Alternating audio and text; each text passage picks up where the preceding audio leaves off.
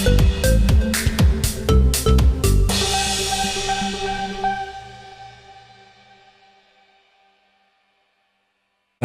Ke Polda mungkin update-nya, progresnya seperti apa sekarang? Mungkin Ya, terkait itu yang kita laporkan itu berbeda ya. Yang kita laporkan berbeda itu terkait nama dan juga kami adalah founder, kami bertiga adalah bagian dari founder Kotak terkait itu. Nah, lagu kami memang pernah bilang ke teman-teman juga bahwa siapapun yang menggunakan karya cipta kami, baik itu yang sendiri maupun bersama, harus izin dengan kami dulu, baru kami izinkan. Gitu. Artinya harus izin dengan kami dulu. Kalau tidak, kami larang. Harus kami dapat izin dari kami dulu. Tetapi sampai detik ini, ya sampai saat ini, artinya yang kami berikan arahan itu, artinya somasi itu ya, waktu itu sama terbuka tidak diindahkan. Jadi berarti ya ini mungkin bukti kita memberikan kesempatan yang kedua ya. Namanya kita manusia biasa, tempatnya salah. Ya, jadi begitulah saya diarahkan sama kuasa hukum kami, Pak Minola. Manusia itu tempatnya salah. Mungkin yang kemarin dia hilaf kali. Nah ini kita kasih kesempatan yang kedua. Nah, kalau yang kedua ini memang masih tidak diindahkan juga, masih tetap dibawakan tanpa izin dari kami khususnya, berarti ya sesuai dengan dibilang sama kuasa hukum kami tadi, kami akan laporkan ini ke Bareskrim. Ya, terima kasih. Tapi sejauh ini yang diketahui masih menggunakan, maksudnya masih membawakan lagu-lagu itu apa enggak bang setelah kemarin? Masih menggunakan. Terakhir kapan bang dia menyanyikan lagu-lagu Bang Posen? Ya sampai terakhir juga masih digunakan terus dan sebelum pergi berangkat kemana tuh? Ya masih digunakan terus kok, diposting lagi. Ada berapa lagu yang dinyanyikan? Saya belum tahu persis, tapi lagu-lagu yang karangan saya bersama itu masih digunakan. Gitu. Tapi untuk royalti terima nggak? Saya tidak pernah menerima royalti sepeser pun untuk itu, dan tentunya saya tidak memberikan izin. Jadi saya tidak perlu menanyakan untuk masalah itu karena saya tidak kasih izin, belum memberikan izin pada waktu itu. Ya artinya meskipun tidak diberikan izin kan mereka tetap menyanyikan, mungkin mereka ngasih royalti. terima nggak royaltinya? Tidak ada terima. Nah, udah. Bang ini kan bertepatan dengan si Tantri mungkin baru pulang haji juga ya. Ini sekedar mengingatkan lagi kah preskon ini atau seperti apa bang? Penegasan ya. Ini penegasan, artinya itu tadi saya bilang manusia itu kan tempatnya salah. Nah kemarin sudah kita kasih penegasan atau somasi gitu ya. Ini kita kasih penegasan yang kedua jadi lagi. intinya jangan tersesat dengan pemikiran yang keliru. Ya selama ini kan ada pemikiran kalau misalnya lagu itu diciptakan bersama-sama, bolehlah dinyanyikan meskipun tanpa izin dari pencipta lainnya. Nah, undang-undang kan tidak bilang ada pengecualian. Yang penting setiap orang yang menggunakan lagu secara komersil itu dia wajib untuk meminta izin penciptanya. Jadi kalau misalnya suatu kekayaan, karena ciptaan itu kan juga kekayaan intelektual. Kalau kekayaan itu pemiliknya secara bersama-sama, ini mau dijual, ini mau disewakan, ini mau digunakan, kan itu harus seizin dari seluruh pemilik kekayaan. Ya, seluruh pencipta dalam hal ini. Jadi nggak boleh mereka nyanyikan karena mereka merasa kami kan ciptakannya, kami kan juga penciptanya. Betul, Posen juga penciptanya. Jadi harusnya digunakan minta izin dulu. Adalah nuwun sewunya sedikit kan begitu. Jadi jangan seperti itu. Jangan artinya itu dianggap itu adalah benar secara hukum. Apalagi kemudian ada orang yang membenarkan dengan pemahaman pasal 87 tadi itu ayat 4. Jadi menyesatkan. Padahal kan itu hanya untuk penggunaannya itu untuk layanan publik, bukan ya konser. Ini yang harus jelas dan tegas disampaikan. Karena kalau nggak nanti akan terjadi pemahaman yang keliru. Ya, terjadi pemahaman yang keliru. Nah, kalaupun misalnya ada perjanjian dengan LMK yang menjadi pemegang hak cipta, ya jelas 83-nya mengatakan perjanjian lisensi itu tidak bisa dijadikan sebagai sarana, ya kan jelas ya, sarana untuk menghilangkan atau mengambil alih seluruh hak pencipta.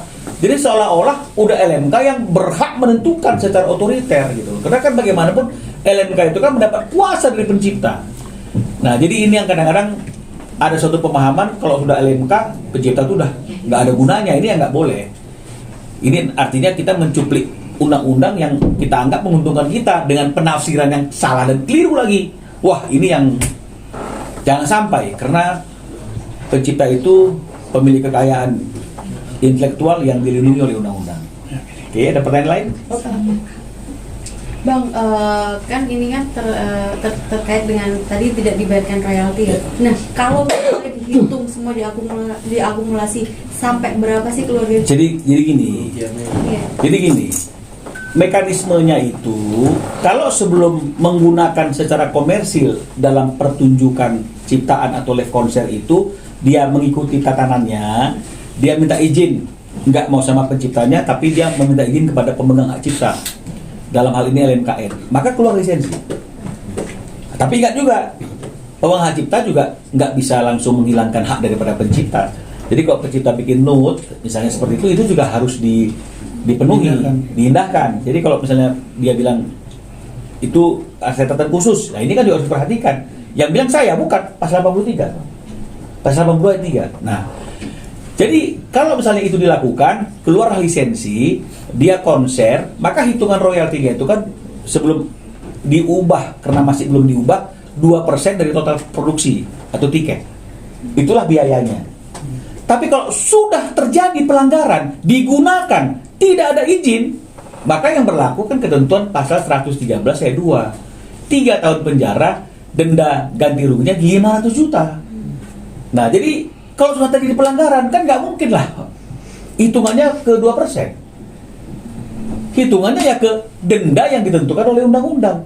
Ini kan sama, bayar kewajiban kita kepada negara misalnya, bayar pajak tepat waktu atau bayar listrik tepat waktu sekian. Telat.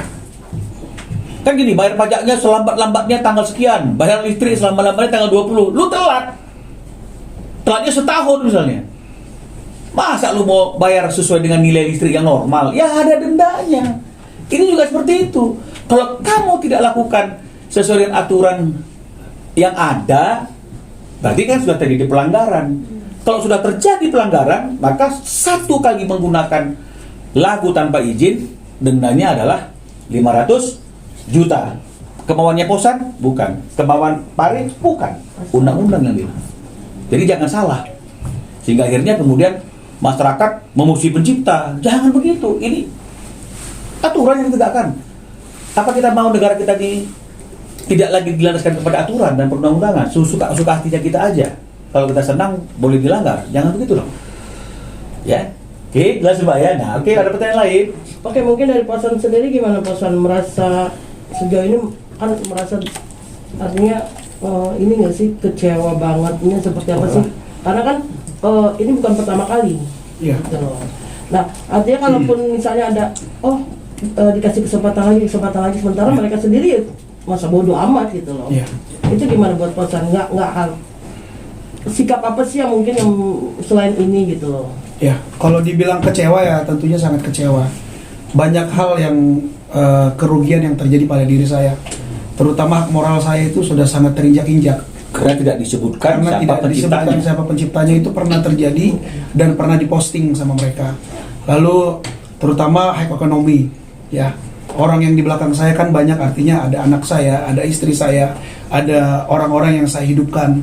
Itu kan semua jadi bagian dari mereka juga gitu. Nah, itu hak ekonomi juga kita sudah terganggu. Tapi di luar daripada ekonomi, yang paling utama itu adalah hak moral saya itu saya sudah merasa sangat dirugikan sekali.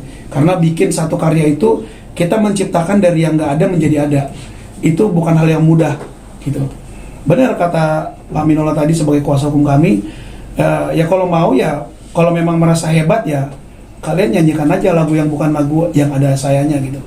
Tapi kalau sampai sekarang masih dibawain dan sampai setelah ini masih dibawain juga, ya berarti kalian memang sudah wajib kita laporkan ke Bareskrim gitu. Nah, kalau sampai kita laporkan juga kalian masih bawakan juga, berarti kalian merasa kalian itu orang yang kebal hukum. Dan kita lihatlah nanti bagaimana negara kita ini memperlakukan manusia itu haknya sama. Tapi Bang Minola, sempat aku kan beberapa kali gitu, kayak Anna Hermansyah kan sempat dia melakukan hak kekayaan intelektual. Cuman sampai detik ini kan, sampai bahkan di saat dia jadi anggota DPR pun sempat memperjuangkan itu.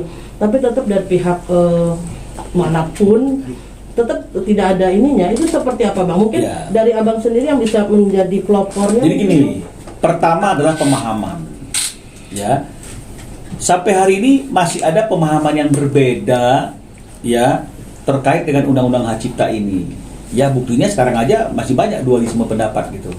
Antara perlu izin apa tidak. Ya, kemudian kata-kata melarang nggak boleh melarang gitu misalnya kan. Padahal di sini jelas undang-undang aja mengatakan itu. Ya undang-undang aja menyatakan tuh pasal 9 ayat 3 itu. Hak cipta ya, dilarang melakukan penggandaan dan atau penggunaan secara komersil, dilarang loh. Jadi sebenarnya kata-kata larang itu juga dikenal dalam undang-undang ini. Memang nggak melarang, tapi dilarang itu ada. Nah, terkait dengan masalah ini aja masih ada dualisme. Bahkan orang-orang yang mengerti hukum juga melihatnya juga berbeda-beda gitu. Oh boleh dong. Nah, jadi sebenarnya kalau dilihat dari undang-undangnya jelas, undang-undang juga dilarang. Nah, jadi ini yang perlu disosialisasikan, dan kami sekarang ini lagi getol untuk mensosialisasikan pemahaman itu agar tidak ada dualisme pemahaman di lapangan. Apalagi kemudian ada lagi yang keluar ngomong-ngomong boleh sepanjang dibayarkan gitu. 87 ayat 4 tuh banyak tuh. Ya, tidak dianggap sebagai pelanggaran undang-undang misalnya gitu. Loh, ini kan dalam konteksnya ada perjanjian dengan LMK dulu, tapi objeknya pun adalah bentuk layanan publik yang bersifat komersil. Dibatasi bentuk layanan publik, men, bukan semua. Karena kalau semua berapa ada pasal 9. Nah, jadi inilah jangan sampai kita orang-orang yang mengerti hukum memberikan informasi-informasi yang menyesatkan, yang sehingga akhirnya banyak pengguna itu merasa diri mereka benar, boleh hanya demi kepentingan kelompok atau kepentingan orang-orang tertentu. Jangan. Ya, karena yang dilindungi adalah pencipta sebagai pemilik kekayaan intelektual tersebut. Jangan berpikir, oh, lagu itu kan dikenal karena si penyanyinya. Kalau memang penyanyinya lebih hebat dari lagu itu, tolong jangan nyanyikan lagu-lagu yang penciptanya tidak mengizinkan Anda menyanyikan kalau tak ada izin. Nggak bisa juga, tetap juga nyanyi lagu itu. Kenapa? Audiens menginginkan lagu itu untuk didengar. Bener, suka penyanyinya.